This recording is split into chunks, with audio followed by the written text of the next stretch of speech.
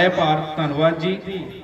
वो मैं इतों गुजर रहा सी, असीं अगे साथियों के कोल काम गए सी, तां मैनू मेरी यह नेचर रहिंदी है भी जदों भी कोई इदां दा कार्यक्रम है मैं मेरा सुनन दे विच ज़्यादा जिहड़ी ओह रुचि रहिंदी है, क्योंकि बाबा साहब अंबेडकर भी यही कहंदे आ, पूरे संसार के स्कॉलर भी यही कह रहे हैं, अगर तुसी चंगा बुलारा बनना आ, चंगा स्पीकर बनना आ, तो थानू सुनन की आदत पानी चाहिए।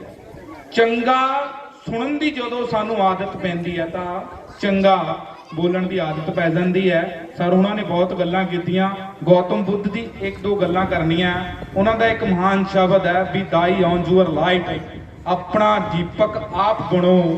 हुण मेरी बेनती है मातावां नूं, भैणां नूं, नौजवान वीरां नूं, अपनी बुद्धि का जिहड़ा आ वो इस्तेमाल असीं आप करना है। गौतम बुद्ध ने एक गल कही कि इस धरती ते समस्या आ जिहड़ी, वो धरती ते जो समस्या पैदा हुई उन्होंने धरती ते ही खड़ के हल किया जा सकता है।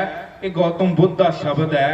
एक उन्होंने होर शब्द बोलिया कि मेरे दसे हुए जिहड़े शब्द ने अगर समय के अनुसार ते तर्क की कसवट्टी ते दो शब्द बोलते हैं, तथागत गौतम बुद्ध मेरे कहे हुए शब्द समय के अनुसार ते तर्क की कसवट्टी, जिन्हों बाबा साहब अंबेडकर ने इंडियन कॉन्स्टिट्यूशन के आर्टिकल 51 क्लॉज एच के लिखा कि साइंटिफिक टेंपरामेंट, विज्ञानिक दृष्टिकोण बाबा साहब अंबेडकर तथागत गौतम बुद्ध तो ही लेंदे हैं। गौतम बुद्ध की कहते कि मेरे दसे हुए शब्द जेकर समय के अनुसार ते तर्क की कसवट्टी ते सही नहीं उतरते तो उन्होंने मेरे धम्म दे विचों बाहर कढ़ देना, उन्होंने मेरे शब्द ना मनना। संसार च इको एक पुरखा होया, जोरदार उस पुरखे दे लई ताड़ियां पूरे संसार। तथागत गौतम बुद्ध तो ना पहला ते ना अज तक कोई पुरखा नहीं होया। ईवन संसार च इहो जिहे धर्म भी है जिहदे विच कह दिता भी जो लिख दिता उन्होंने तुसी सत्य करके मनना, लेकिन तथागत गौतम बुद्ध इसी करके तथागत कहा जाता, तथ्यों से अवगत कराने वाला, तथ्यों से अवगत कराने वाला तथागत गौतम बुद्ध। हुण मेरी माताओं भैनों इस जरूर गल नूं अपनाओ। गल्लां बहुत ने लेकिन एक एक जिहड़ी शब्द आ वो कीमती ने। संसार का एक बेस्ट स्कॉलर है, उन्हें शब्द बोलिया कि शाही की एक बूंद भी करोड़ों लोगों को सोचने के लिए मजबूर कर सकती है। सो मेरियो भैनों एक एक शब्द नूं पढ़ो, नौजवान वीरों पढ़ो। अगर पढ़ जाने तो इस देश दे विच जिहड़ा आ वो क्रांति संभव है। जदों असीं बाबा साहब अंबेडकर की बायोग्राफी नूं पढ़ते हैं, NBT ने छापी है, national book trust depot Delhi, उन्होंने छापी एड्डी मोटी किताब है वो बायोग्राफी।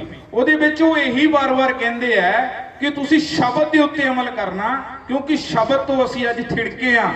बाबा साहब अंबेडकर का बहुत सारा काम है, रिसर्च वर्क बुद्धिज्म ते है। मान्यवर साहब कांची राम दा मैं वो कोशिश कर रहा कढ़ण की काफ़ी हद तक 1978 तो लैके लगभग 2003 तक का रिसर्च वर्क काफ़ी कलैक्ट करने की कोशिश की और काफ़ी हो भी गया।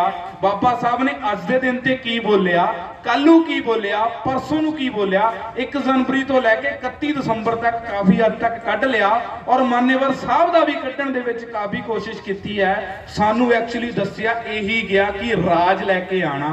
बाबा साहब अंबेडकर ते साहब कांशी राम कहंदे कौमां उही हुक्मरान होंदियां जिहड़ियां अनुशासन च वैल डिसिपलिन होने की लोड़ है। मान्यवर साहब कांशी राम की काफ़ी रिसर्च वर्क जिहड़ा आ उन्हां दा जिंदगी च जाण तो जेडे 7-8 साल पहले ने सारे दे सारे टोटली बुद्धिज्म ते है। सो मेरी सारियां नूं हथ जोड़ के बेनती है वो चाहे उन्होंने आर्टिकल्स भाषण पढ़न की सुनन की प्रेरणा लाओ। सो मैं अज वैसे बोलन नहीं सी आया, असीं गुजर रहे थे तो मेरी कोशिश की मैं कहा बैठ के सुनीए, तो इन्नियां गल्लां नाल तुसीं मैनूं समां दिता। धन्नवाद। जय भीम, जय भारत। अज के दिन के बुद्ध पूर्णिमा ते आप सब नूं लख लख बधाई हो। धन्नवाद बहुत।